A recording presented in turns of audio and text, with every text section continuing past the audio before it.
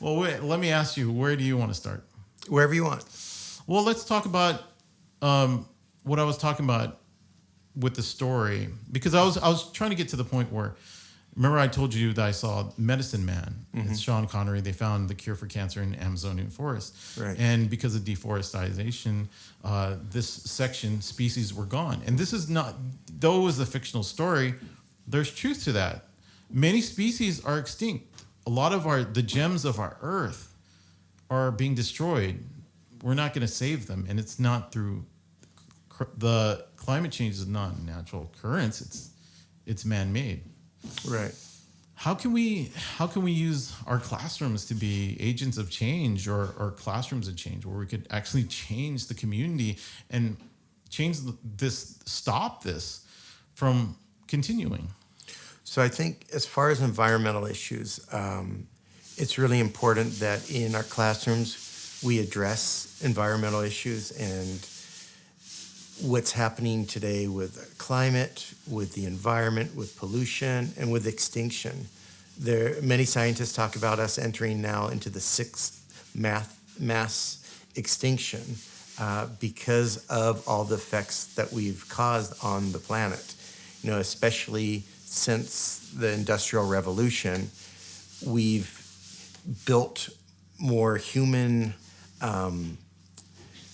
spaces, more cities and landscapes where humans have taken over the land, thereby pushing out other species from what used to be their habitats. And this has happened to such an extent that, we're seeing some of the ramifications with pandemics. As we cross into animal areas, those animals start mixing with humans and with others in ways we never have before. And we're seeing new problems with viruses and things. But as well as we're seeing extinction on a mass level of insects and animals based on the human growth and expansion, urbanization. So these are all very important issues that are all interconnected. But I think more than anything, what we need to realize is that we live on a finite planet. And our structures and systems in place now, specifically capitalism and the legacy of colonialism, doesn't allow for that. That's based on an idea of continual growth where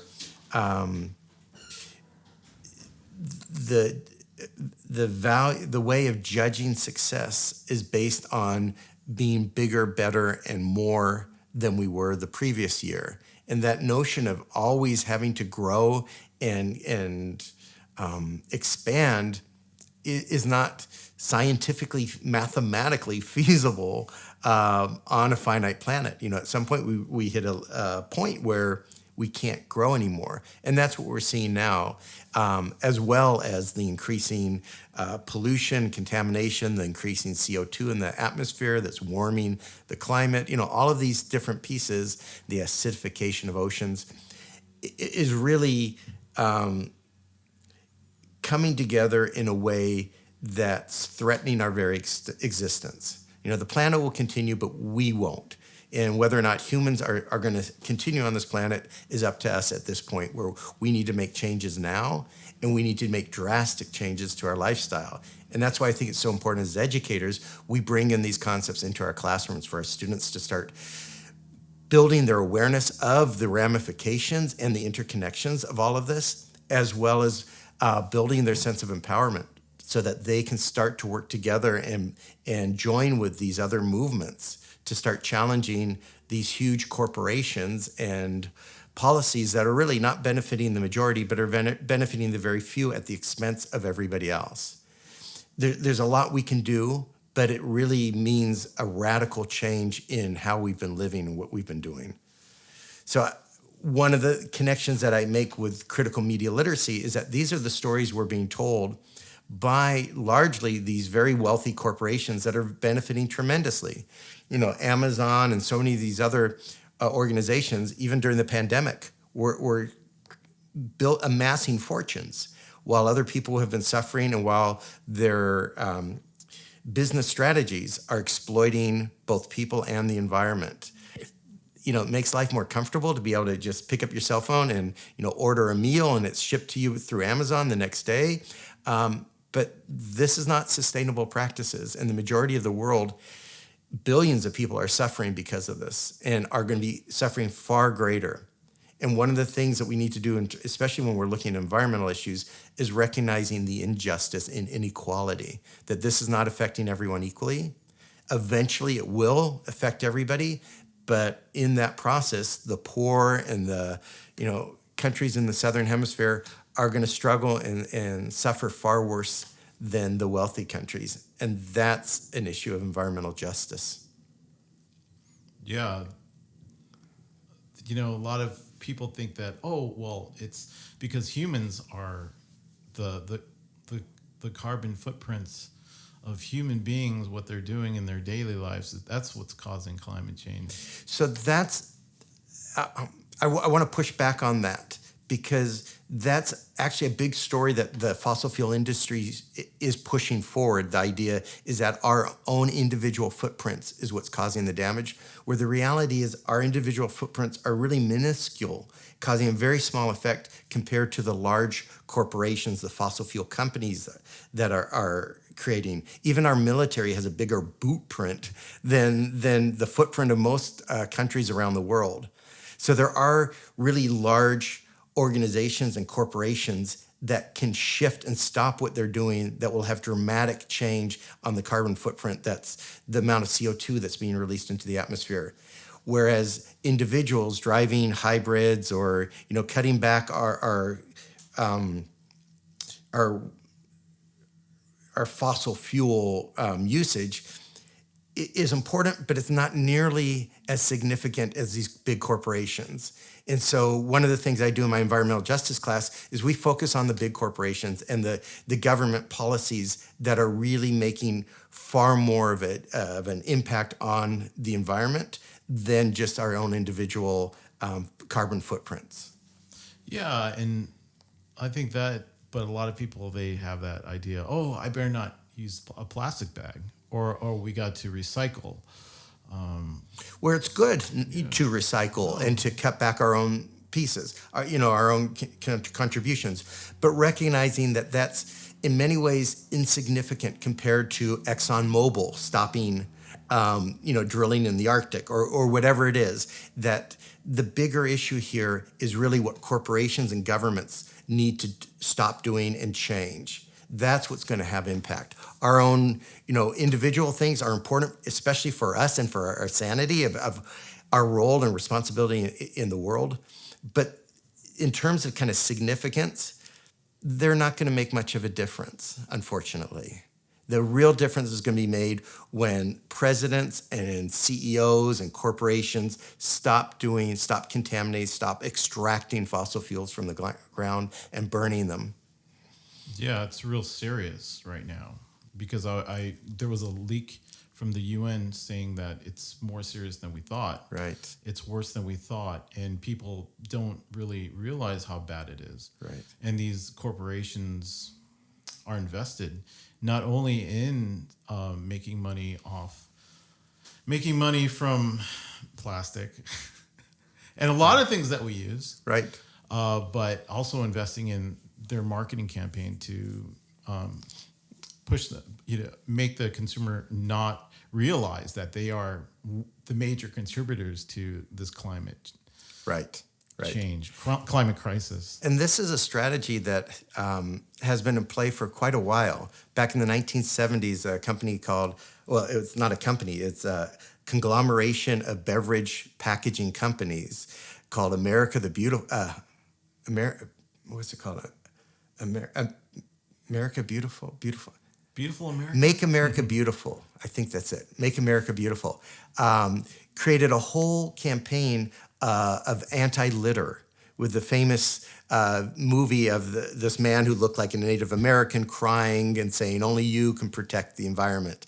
Really pushing the responsibility onto the individual as opposed to them, the bottling companies, who could have stopped creating these one-use plastic bottles and built a system that was far more ecological and sustainable. But again, that was part of the shift of, well, just blame the consumer and then you can keep creating and producing whatever you want and making your profits. And that's that corporate mentality that now is kind of trying to create, these little apps for people to, find your own carbon footprint and, monitor yourselves and do these little things, as opposed to us really shifting what we're doing and stopping fossil fuel industry. Yeah, it's interesting how capitalism works. These corporations, they profit from a solution to a problem that they create. Right. It's strange. They create the problem, but hey, we could make money off of a solution, or we could find ways to make profit. And is it all about money? Is this world all about money? So that's what capitalism is. And as long as we're going to allow the dominant system to be a capitalist system, then profit is going to be the dominant motive. And it doesn't have to be that way. It has not always been that way on this planet, and it's not that way on every part of this planet. There are people in different places that have far more socially just ways of interacting and organizing their communities. Yeah, for me, it's delaying the progress of humanity, and it's destroying humanity. So I mean, this is a big deal. It should be reckoned with. I mean, it should be solved. But a lot of people say that the only problem with capitalism is greed. Yeah. Well, that's the only problem. But other than that, it works. So it works for who? I mean, I think that's what we need to ask the question, because when people say it works, maybe it works for them. But for the majority of people, are not the wealthy 1%, are not the ones really reaping the benefits of the capitalist system. And there's so many things we can do to shift and address this. But we really need to shift our logic and our way of thinking, because we have this very hierarchical Western notion of power and domination, that humans are at the top of this chain, and then under humans there may be animals, and then plants, and the minerals, and this kind of this hierarchy of power, where we feel whoever's at the top has a right to dominate and control, this logic of domination, as opposed to what we see in some Eastern countries, some of the more indigenous communities that look at us as interrelated and not being one better than the other, but how we're all interconnected and dependent on each other, and everything's sacred, and everything deserves the same level of respect, so that we don't feel like it's okay to take from here because I'm better than you, as opposed to it's all reciprocal. We need to live in balance and in harmony, and that's a sustainable way of living, where what we have right now is not sustainable. Yeah, but people will say, well, there's no such thing as an egalitarian type of myth, or what you're saying is socialism, or they have a lot of campaigns. They put these thoughts in your mind. Sure. That what you're saying is, oh, we're working together, we're collaborative. Oh, that's socialism. That's communism. That's bad. Capitalism is great because we're free. Right. I don't know. Yeah. What would you say about that? Well, I think that's a real problematic discourse, and that's part of the argument that capitalists use to preserve, the status quo of what they want. And it's basically an argument that lacks perspective, because number one, capitalism isn't working for everyone. In fact, for a large majority of people all across the globe, capitalism is not working. There are people being sacrificed and being exploited and abused for the benefit of a few more wealthy people and nations. And that's not okay. That's not a success of capitalism. That's a failure of capitalism. And looking at socialism as a label, or communism as a label that's all bad, is also a very blind way of seeing the world. If we are going to do that, we're not looking holistically at what are the positive elements of socialism that are helping, and what are the negative elements. If they're in places where socialism might be limiting freedom of liberty and civil rights, well, then that's an issue.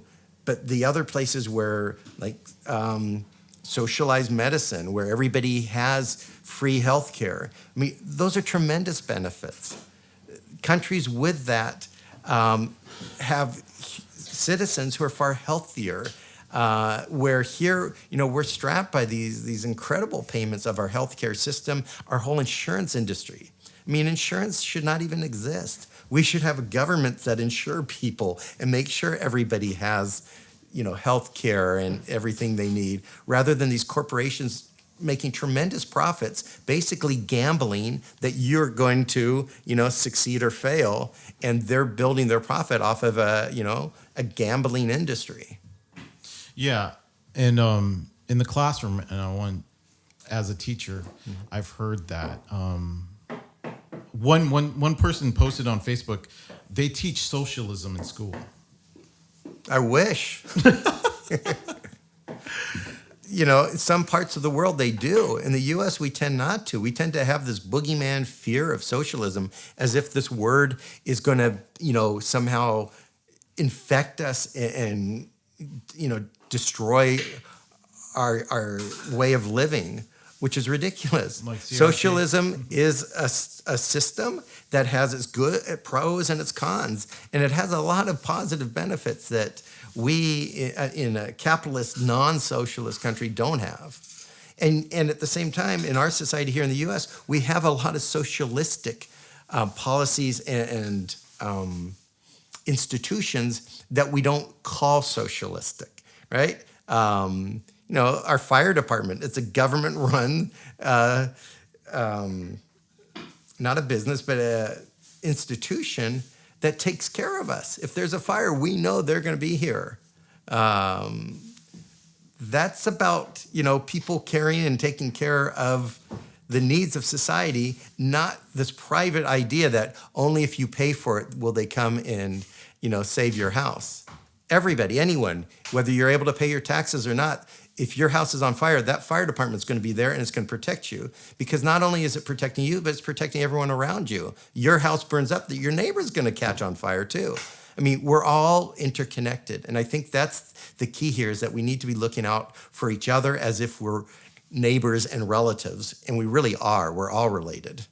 Yeah, and that's one thing that I think a lot of people are losing sight of and losing heart of, that we are interconnected. I remember somebody during the Tea Party movement said, if an immigrant woman went into a hospital in California, we're going to make sure that she doesn't get any, I'm sorry, an immigrant woman who's pregnant goes into a hospital to give birth, we're going to make sure that she does not give birth in that hospital. And I said to that person, I said, well, that's inhumane. Like, deep inside, I didn't have to think of frameworks or theory. I just, deep in my heart, was like, that's inhumane to do. That's wrong. That's wrong. Like, there's a moral, ethical problem with that. I don't know. Sometimes these campaigns just kind of blind you, and all these theories and all these words, we kind of lose sight on what really matters. Like in education, when she said, teachers are the socialists. I've never seen that. Right. But she made it seem like socialism was a bad thing, like communism.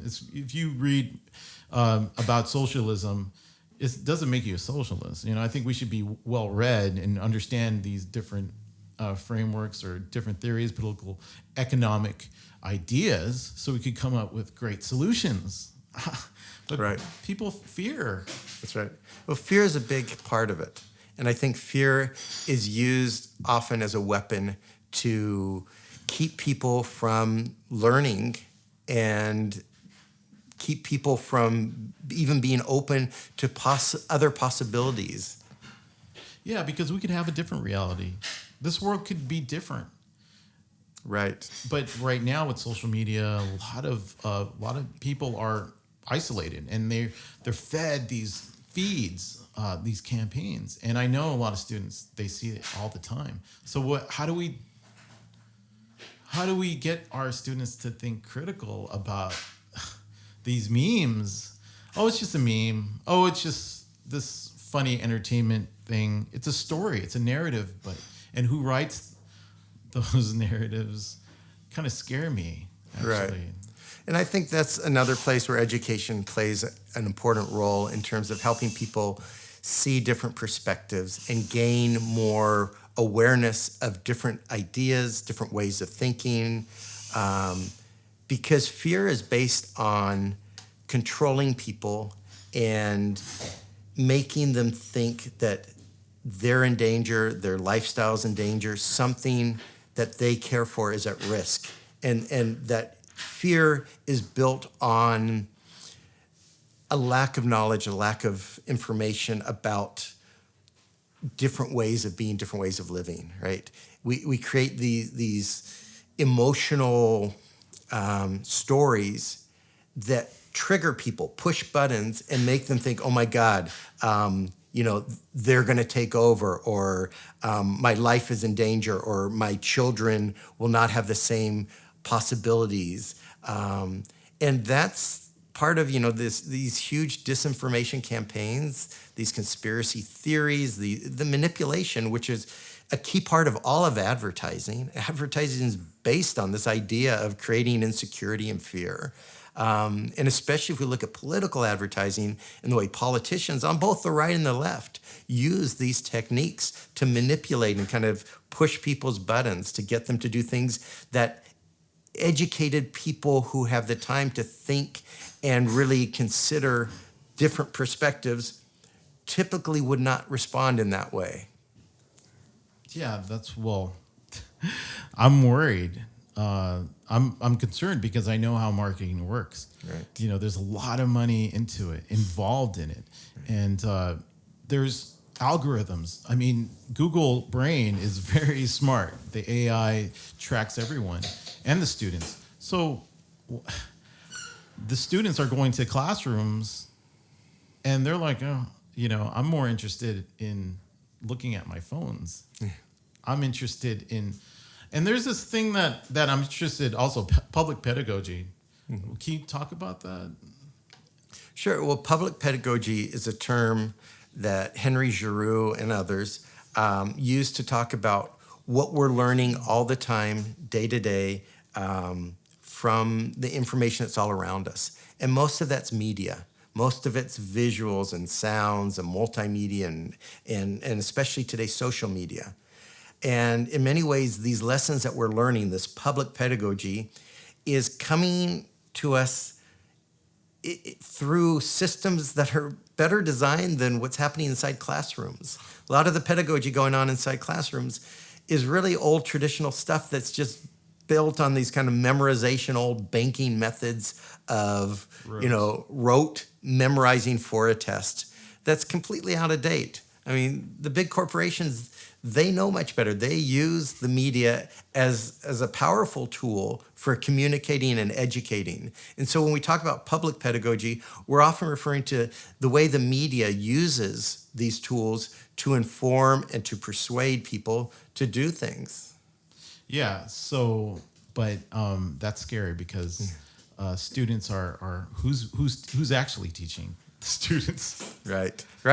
Yeah, and when it's the corporations that are in charge of this public pedagogy, we got to recognize that corporations' primary motivation is to generate profit for the shareholders. It's even required to do that by law as part of their corporate charter.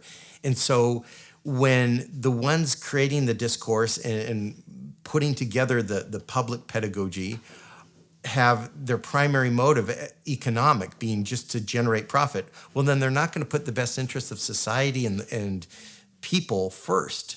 And that's a real problem because for thousands of years, humans depended on our storytellers. And those storytellers were the wise people of the village who their number one concern was protecting the village, making sure that their community would be there for the next generation, would continue. And we've lost that. And that's a real problem. And so for me, one of the important pieces about critical media literacy is teaching kids how to question and how to think about these big structures and processes of the information they're getting every day, the information they're using, creating, and reading. And the more that they can be empowered to ask, to think, and to wonder, and then to create and push back and find and make their own media messages that have alternative ways of looking and understanding the world, I think that is one important tool that we need in this toolbox of social justice. Great. So that's end. That's end soon. But I really, Jeff, I really thank you for talking about these things. It's very uncomfortable to talk about because they're kind of complex, and people, it's almost the hidden knowledge that people have to really look for these days. But is there one thing that you want to say about anything? Well, I think an important piece is that we all try to be open-minded and really have a sense of humility to be able to ask and listen and to wonder about how things can be better, where are places and people who are doing work that is really good and healthy and sustainable and respectful. Because none of us have the answers to all these problems. Like you said, they're complex. And so we really need to be open to listening to different people and then building solidarity, because we're not going to achieve this alone. This is about building movements and working collaboratively for these goals that will better all of us, humanity and our planet. That's a great message to close with. Thank you, Dr. Jeff Scher. All right, till next time. Great, thank you. I'll put the fan back on. Yeah, I know. Getting a little warm.